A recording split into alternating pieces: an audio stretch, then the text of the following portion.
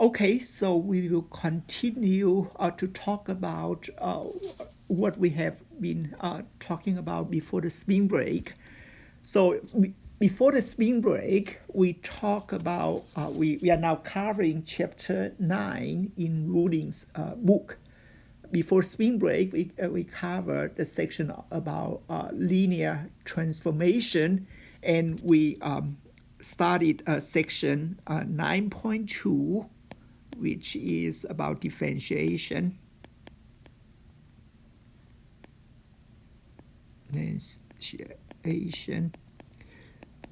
the homework problem for these sections is at the end of the chapter 6, 7, 9,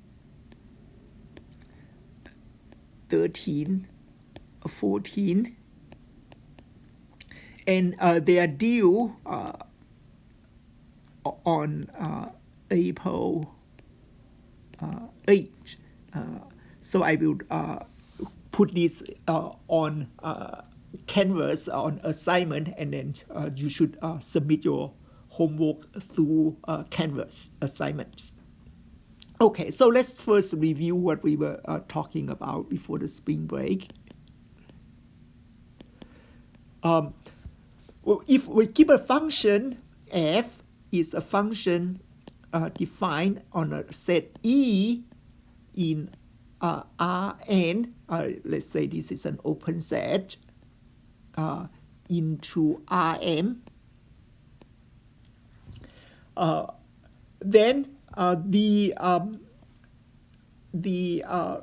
said that a function f is differentiable at a point x in E. I would use an arrow so that it is actually a vector. If there exists a linear transformation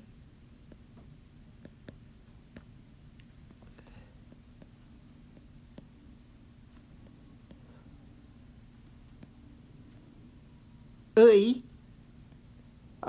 such that f, this is also a vector, x plus h equals to f x plus a h plus small o, the length of h, as h, the length of h goes to 0. So in this case, we have that the derivative at x is this a. Let's look at this and think about it for a moment. So this we can consider h x as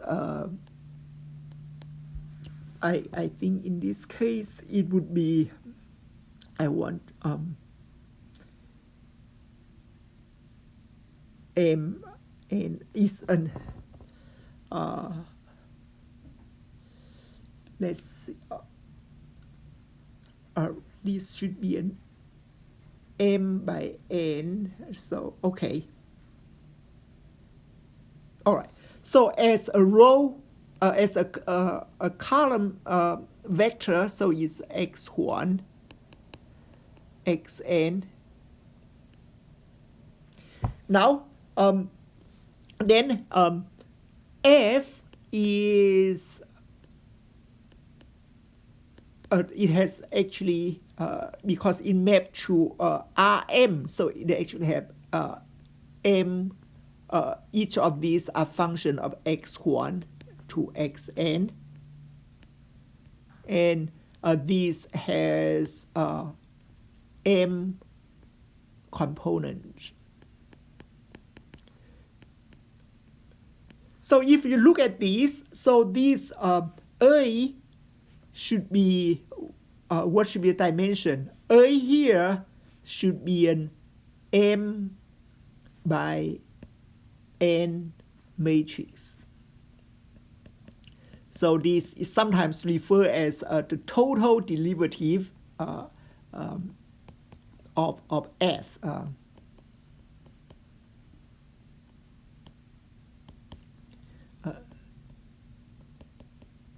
Or referred as a Jacobian matrix.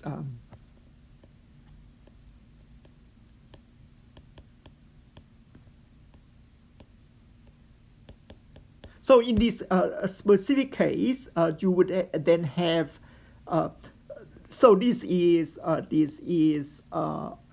n by 1 matrix,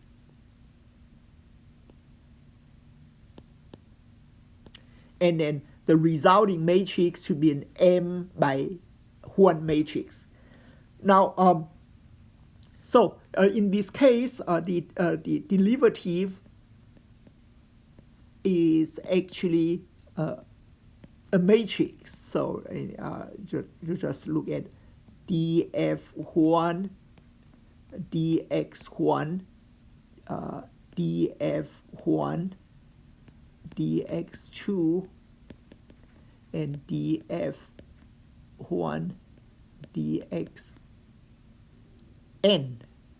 And then you have dfm, dx1, dfm, dx2, and dfm, dxn. So it's an M by N matrix. All right, so this is what we talked about last time. So when we talk about some of the properties or theorems of the derivative, first at all, we know that the derivative, if it exists,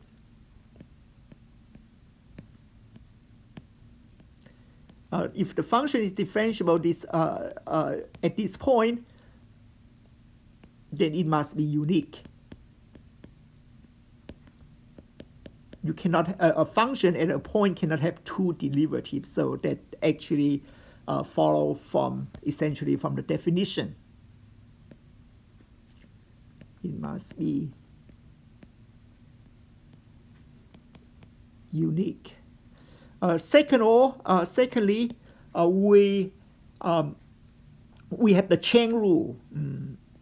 The chain rule is actually quite similar to what we had before in Calc 1. So, but here is a vector version or a matrix version of it. So F is E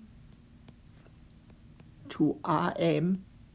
So this is in Rn, and F is differentiable at a point x0, which is in E, and G is a function at a point from the image from F to Rk, say, and then assume that F is an open set that contains the image of E. Okay, so image of E under F. So and then is this G is a differentiable at the point f x0. Then the composition of these two functions. So you have Rn go from f to Rm, and then from G from these two Rk. So then the composition G composed F is differentiable at x naught, and the derivative of this, the total derivative of this, I sometimes just skip the arrow sign. All of these are vectors from the context. The derivative of this composition at x naught is the derivative of this from x at f x 0 n times, this is now is a matrix product f prime x naught. So so we have this is the chain rule, but now this you know that this is going to be an m by, let's see, it's m by actually n by m by n matrix, and this is going to be a k. This is going to be k by m matrix. So the product of this is a k by n matrix. Okay, so this is the chain rule, multivariable version of the chain rule. Okay. And last time we proved this chain rule. So for the new material, we now also, as before, as in what we learned in calculus 3, we also did define partial derivatives.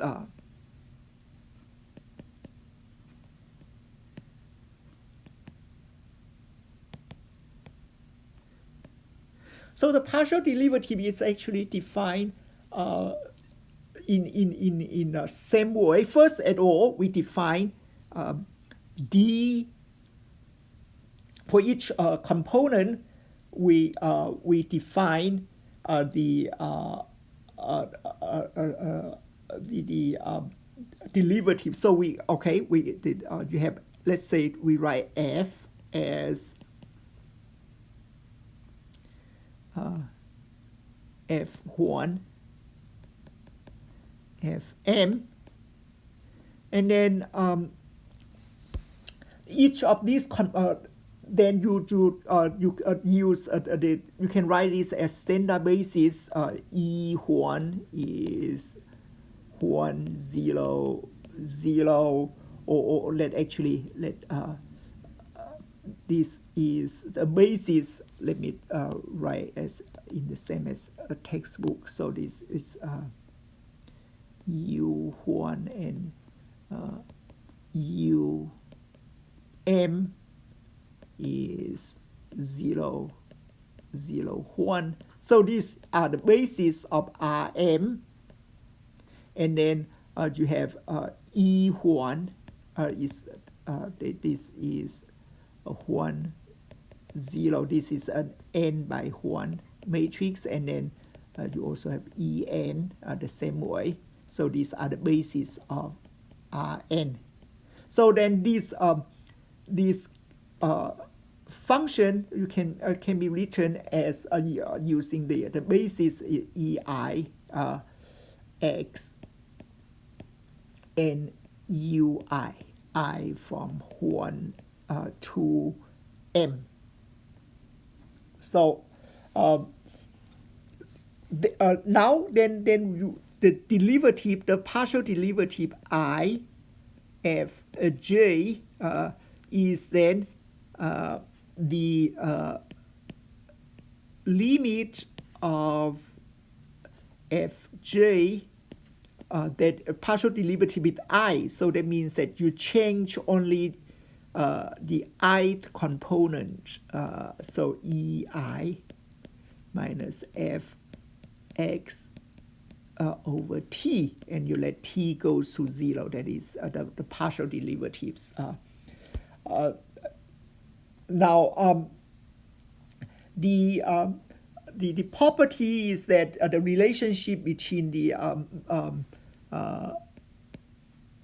total derivative and the partial derivatives are then given by this formula. Suppose you have f x. The derivative of this, you look at the dot product. This actually is the matrix product actually, Ej. So then this would be the jth derivative of partial derivative of fi, and then use ui I from 1 to m.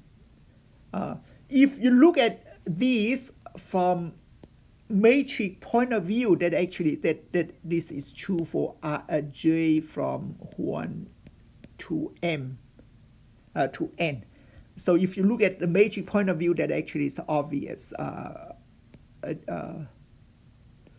This property is obvious. So you're on the left hand side, you have df1, dx1, and df1, dxn, and then here you have dfm, dx1, and dfm, dxn, and then look at this. You modify this is only the 0, and only the jth component is 1. So you keep modifying this. What you have is what you have here left is the jth column, and that is exactly what we have on the right hand side. So therefore, that is how you prove this theorem. Is a theorem 9.17 in the textbook. So that is the. Now, how do we define the directional derivative?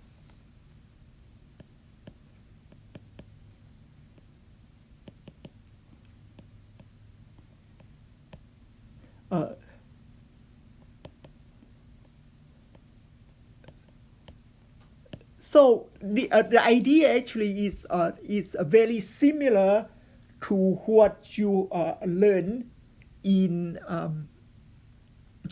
calculus 3. So in calculus 3, if we say we have a function, let's say a function from R2 to R, so this is defined on a point, and then you have a direction u.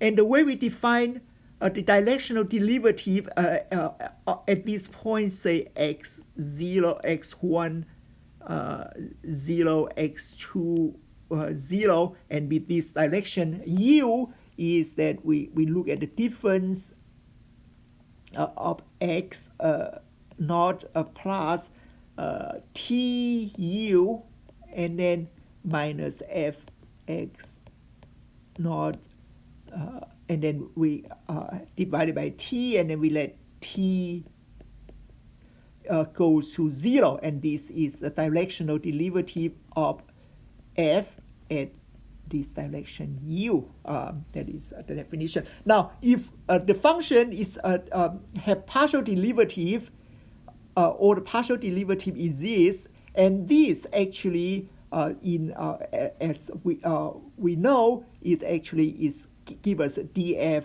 dx1 times u1 plus df dx2 times u2. Oh, no, there's no vector here, so this should be not be a vector. So this should be u1, and this should be u2. So it is, if we use our language now, it is actually this df thing of it as a matrix product, and this is U1, this is U2, okay? So in the higher dimension, actually the concept is the same. So that the definition is say given F is from some set E in Rn to Rm, and then U is a non-zero vector in Rn. So this then the directional derivative, we actually there's no good notation for it.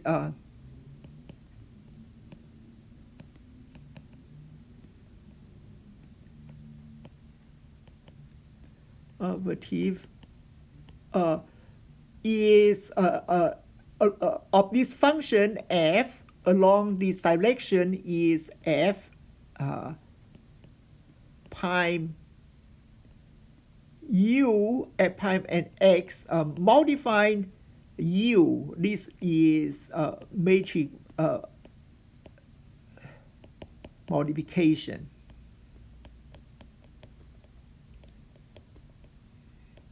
So that is how that's the is exactly the same as what we have in calculus 3. So that is the derivative of this vector value function in the direction of u. Okay, so let's look at an example on this. Let's say G is a gamma is a path, a differentiable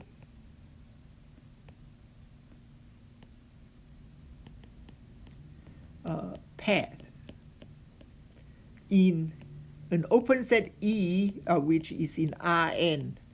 So what we have here is that gamma equals to gamma 1, gamma n,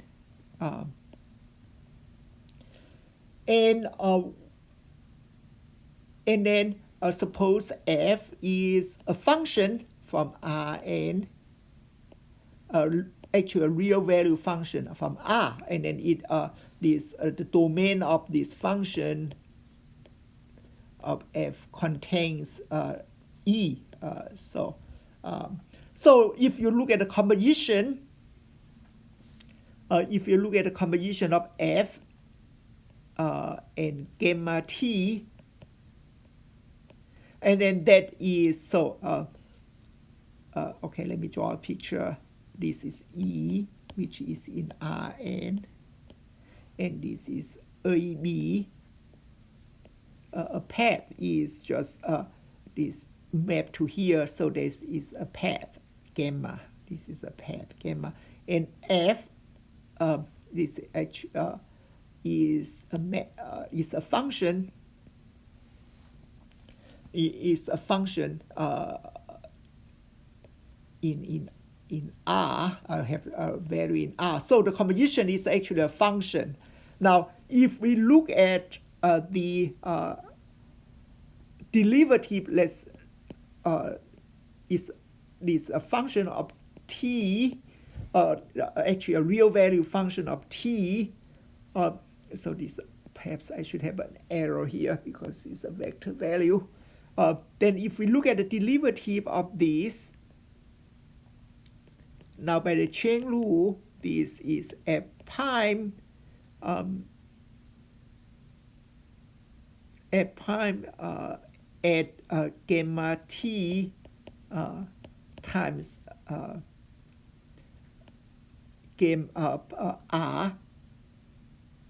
gamma prime t. So this actually is this f is so this is like df dx1 df dxn times these I evaluate, all of these I evaluate at gamma t. All of these I evaluate gamma t n times gamma 1 prime and gamma n prime. So this, it will give you a value. Now, so this term here, we usually use denote this term here as the gradient of the function. So the gradient of a function is actually a vector. A gradient of a function is df dx1 and then df dxn. So the chain rule in this case is just the gradient is just the gradient times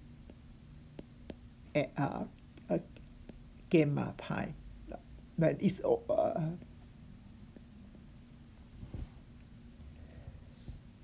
now then when gamma prime is the path, actually if gamma t is just x plus tu,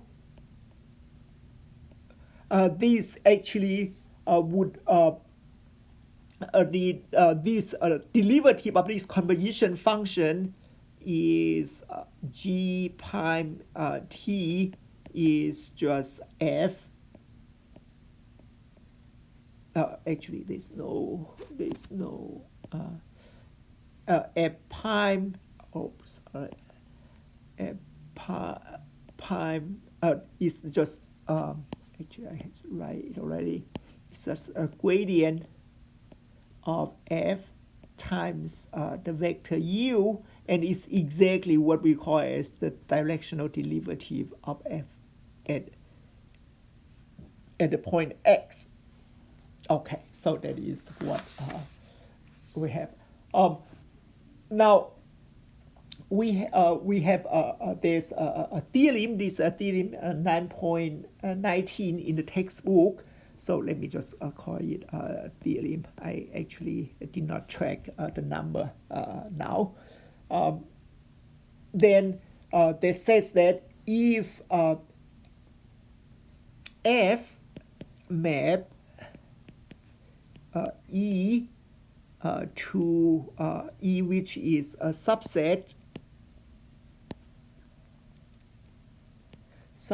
of Rn to Rm, and if f is differentiable on E, and there exists a real number m such that this is the remember, this is the matrix norm. The norm of this is less or equals to m. Then fb. So these are, sometimes I did not emphasize that this is a vector. fb minus f a is less or equals to m b minus a. Now, if you look at it carefully, this theorem actually assume that this E is, we also assume that E is convex. So a set is convex means this is a convex set, means that if you give me 2 points, I connect these 2 points by a line segment, and this line segment still be in E. So E is convex, means that you don't have this is convex. This is not convex because you can find 2 points and then you connect them by the line segment, and then this part is not inside domain E. So this E is not convex. So there's the concept of convex. So the proof of this actually is based on the mean value theorem. So okay, let me just give you the brief proof of this theorem. That is, you have you connect these two points, let's say A, B, by a line segment. Then this line segment, you can write it down. T is 1 minus T A plus T B. So when T is 0, you get T is 0, you get A. And when T is 1, you get B. So that this is the line segment. They connect these 2 points. Then you look at the composition of this function. So this would be a vector value of function. We will call this vector value function G T. Then we have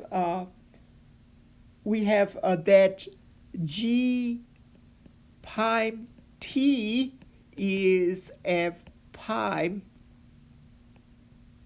a gamma T. Now the derivative of gamma, this is gamma prime T. So this is the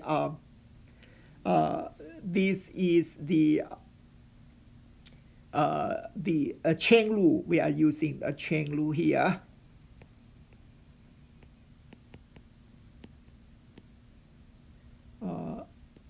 Okay. Now, the derivative, if you look at back to the definition, the derivative is just F prime, this game is just B minus A. Now, these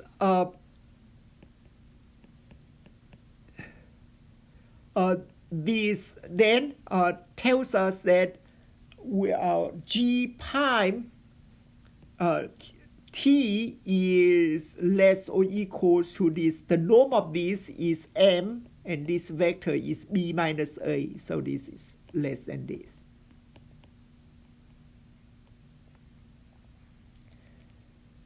Now, then we can use a theorem that it is to conclude that this actually is, if you look at the textbook, is a theorem 5.19. Let's look back at theorem 5.19 to see what exactly it is. Okay, 5.19. We talked about this actually before.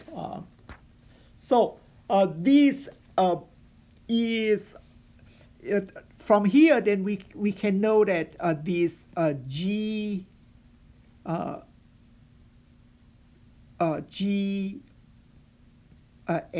1 minus G at 0 is less than G prime T, norm of this, and then 1 minus 0.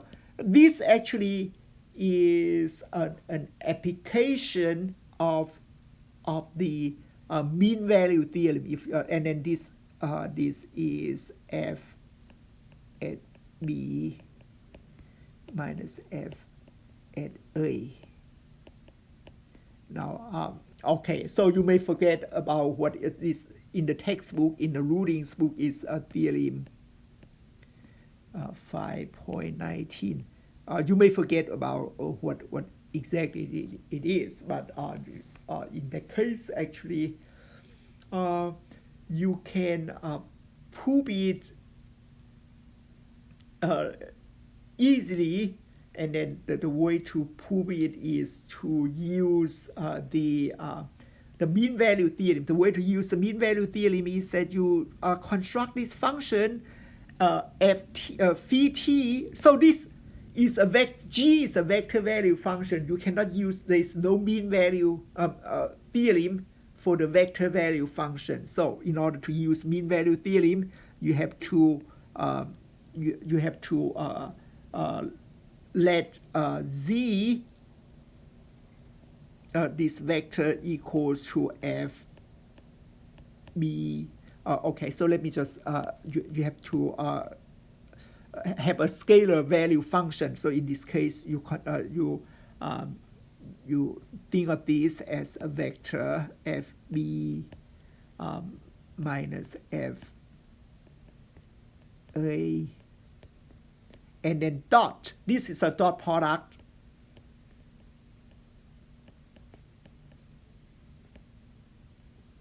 And to G. Okay.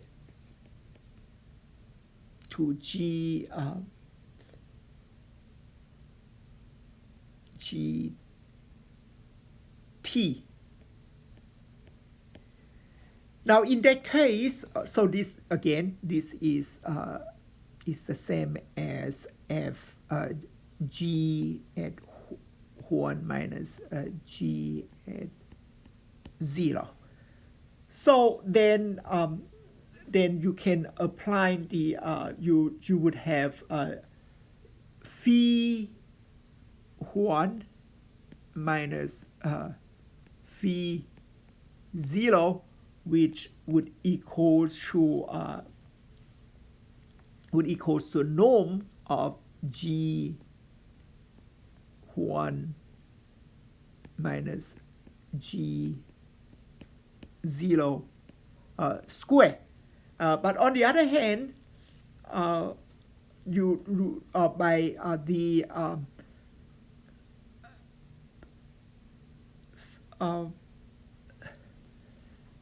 let's see, you have z equals to we want to this scale. Okay.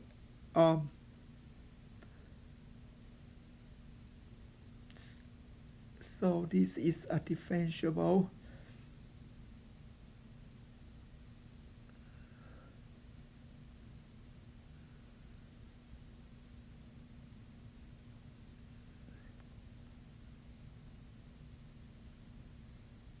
But we know this term is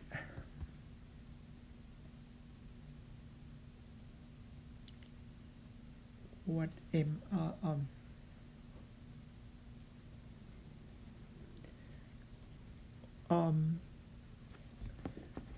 let's see, we want to, let me try to get back into my thought. So we know this, and then we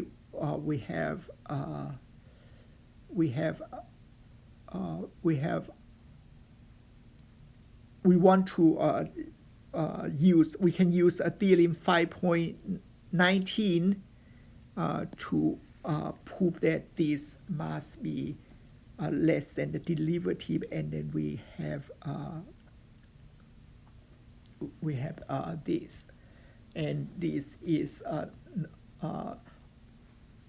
on the other hand, we know that this term here is G 0 minus G1 is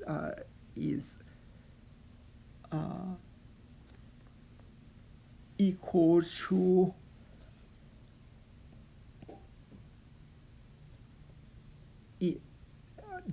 okay, I'll come back to this definition. It is a phi, actually, it's a phi is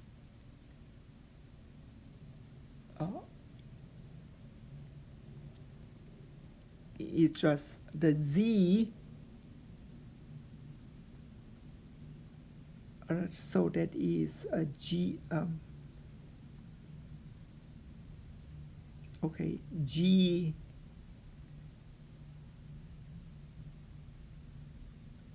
by definition,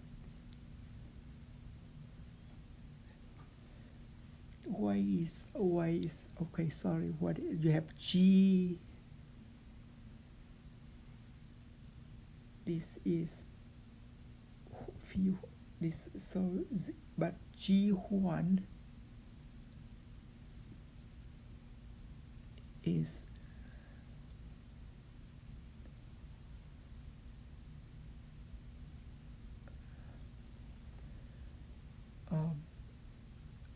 we define this, okay, all right. So that is just some simple simple way. We know this, okay, yeah. All right, I understand what it was. On the other hand, we know that this equals to G1 minus a G0 dot GT. Now we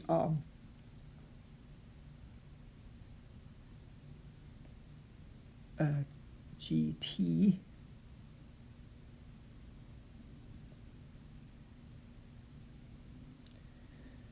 here we need to use all right, we use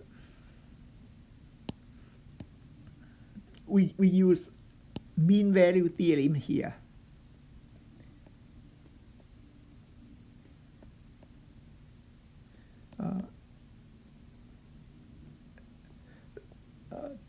Mean value theorem. Yep, okay, so I lost my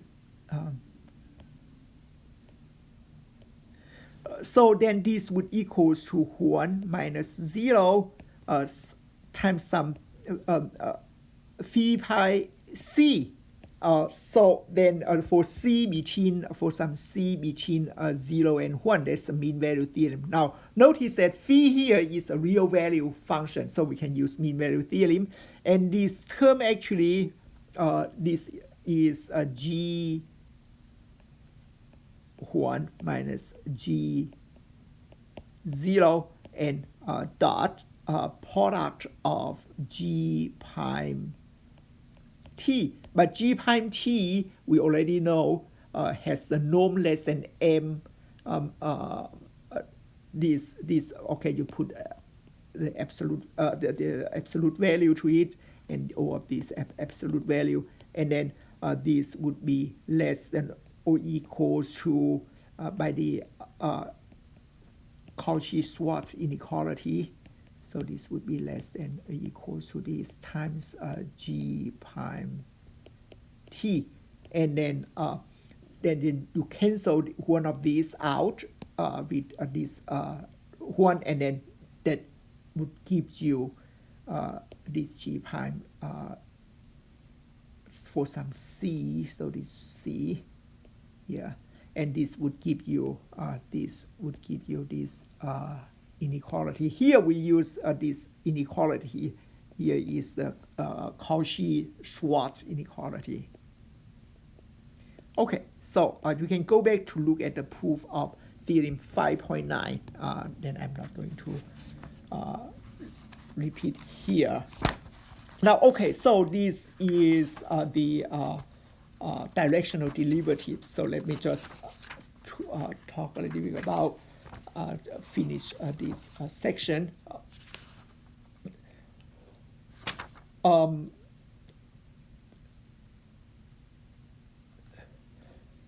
So there's a class of function if f we said the C1 E Rm. So E is a set of an open set in Rn, and this class of function by definition means that all the partial derivatives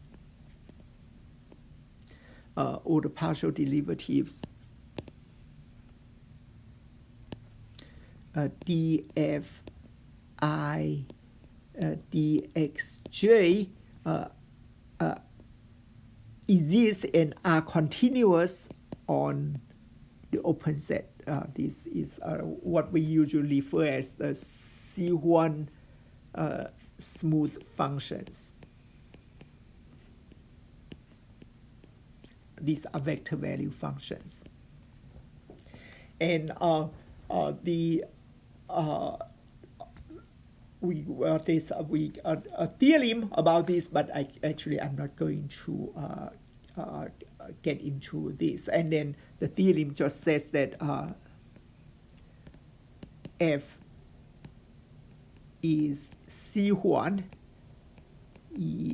ERMN if and only if for any